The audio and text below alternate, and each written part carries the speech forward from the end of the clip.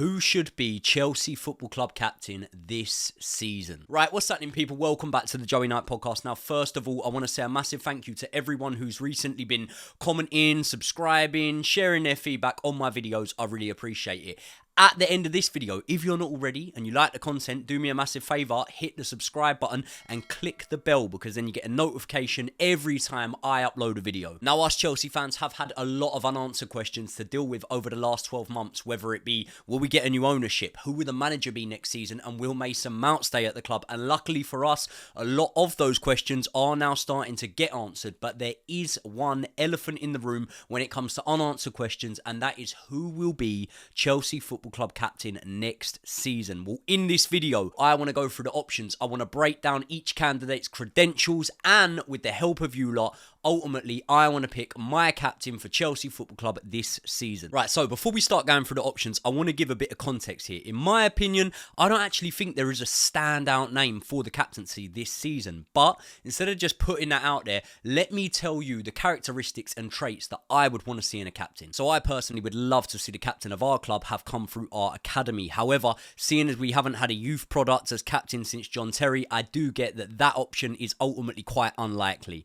Or is it? Now, I obviously want a captain to be a leader in their performances, but also my preference is I like a vocal captain. People could point to the likes of Harry Kane for England, Martin Odegaard for Arsenal, and say, well, a captain doesn't have to be that vocal. They just got to lead by example, and I get that, but this is just my personal preference. I also like a captain to be a regular fixture within that team, so picking someone who's not maybe a first-team starter or a player that comes with a lot of injuries or suspensions isn't going to be an ideal pick for me. I want a captain to have been at the club not just long enough to know their teammates, but ideally to know the staff, the surroundings, and most importantly, the culture of the club. And ultimately, I want a captain that is here for the foreseeable future. I think we're about to go on the most important period of growth that I can literally remember in my lifetime as a Chelsea fan. And for that reason, I don't want a captain that's going to be in the last year of their contract or even the last year of their career.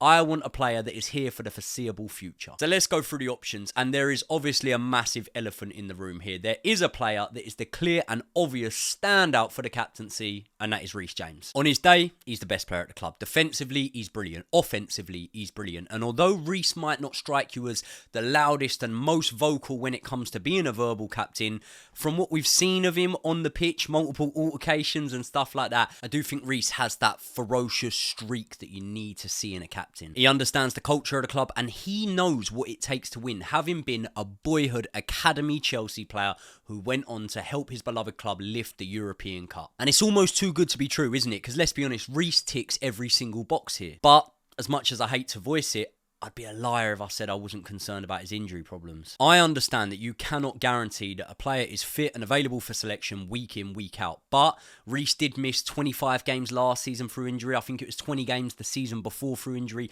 And because of that sole fact, I can't just hand Reece over the captaincy right now.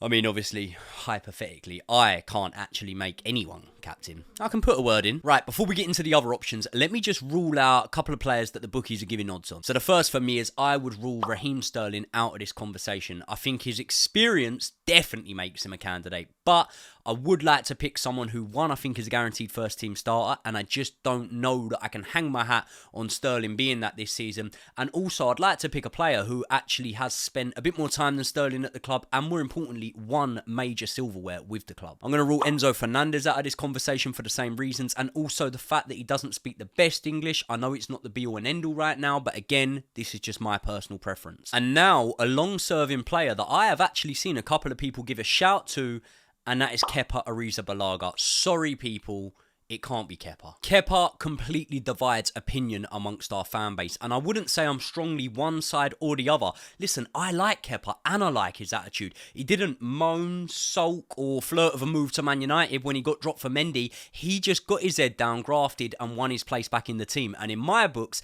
that's leading by example. But I'll be honest with you, something tells me that Kepa ain't going to be the number one after this season. And for that reason, combined with the fact that I actually don't believe a goalkeeper is the best position on the pitch to have a captain, I am going to rule Kepa out the running. So for me, there's two more options, and the first one is fairly obvious. It is the magic man that is Thiago Silva. Another player who leads by example, ages like a fine wine, and for me is a dying breed in modern day football. Thiago Silva is the ultimate professional and has surprised me with his longevity over the last few years. It's funny because doing this podcast allows me to get a real good gauge on maybe the Chelsea fan base's opinion that in years gone by I wouldn't have been able to. And over the last few months, I'm seeing quite a few people split on Thiago Silva. I'd say the majority of fans, but by no means a landslide, agree with me that he's one of the first names on the team sheet still, and he's probably up there with the 2-3 most important players for our club at the moment. However, there is a minority, albeit not a sizable one, who think that his age is catching up with him and maybe Silva's on the slide. And I don't know. Personally, I think we're going to see another really good season from Thiago Silva. However, Father Time is undefeated. He is nearly 39, and I suppose that handing the captaincy over to a player of that age could be accused or seen as a little bit of short-termism. So that brings me on to the last name on my list, and that man is Ben Chilwell. For me, Chile's one of the first names on the team sheet. He has been a consistently high-level performer since joining us in 2020, and let's be honest, he barely puts a foot wrong. Now, anyone who watches me consistently will have heard me talk about just how much of a significant drop-off I perceive there being as when Reece James is not on the pitch, but do not underestimate how much worse Chelsea are without Chilwell on the pitch. For me, it's weird and somewhat surprising that Chilwell's only been at the club for 3 years. For me, it seems like he's been here 5 or 6 years. He gets the club, he gets the culture, and he's loved by the fans. And at 26 years old, I think that is the perfect age for the captaincy. I know we saw Man City come in from a while ago, but I think Chilwell's here to stay. The problem, again, it links back to what I said about Reece James with appointing Chilwell as captain, is his recent record with injuries. So last season, he missed about 15 games through injury, but he pretty much missed the whole season before that after suffering a ruptured cruciate ligament at the start of the campaign. But like I said, there are literally no guarantees in football, and although you could edge towards a player that has had the rub of the green with injuries, that doesn't mean that they can't pick one up at any given moment. So to summarise what I'm saying, the thing that I believe stops us having a clear and obvious standout candidate is obviously injuries, age, and availability. So if I'm Mauricio Pochettino, here's what I would do. I would call those 3 players in for a meeting and tell them that they are now my core leadership team. I would then give Reece James the armband and explain to Thiago Silva and Ben Chilwell, in the event of Reece James's absence,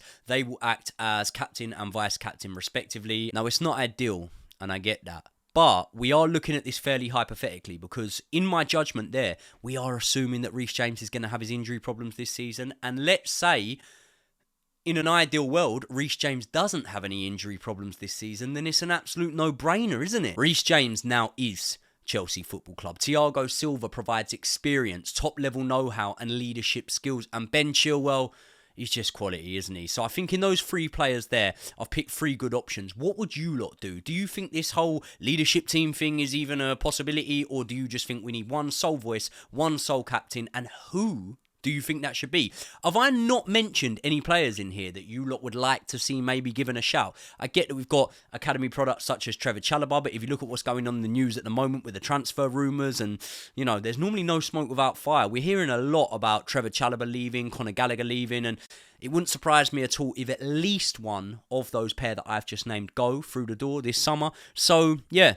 I think Reece James is the standout option. Thiago Silva is right alongside him. Ben Chilwell is not a dark horse, but one that I haven't seen touted as much and one that I would definitely lean towards putting my trust in.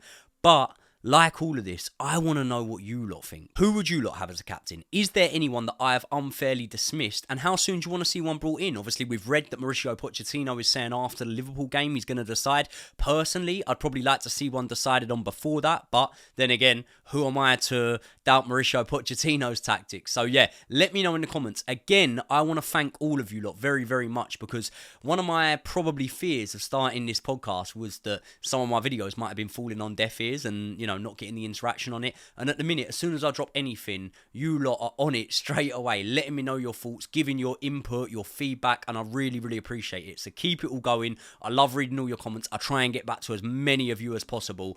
As soon as this one drops, I will be in the comments. I'll be trying to respond to as many of you as I can. So let me know your thoughts, and I will see you all in the next one.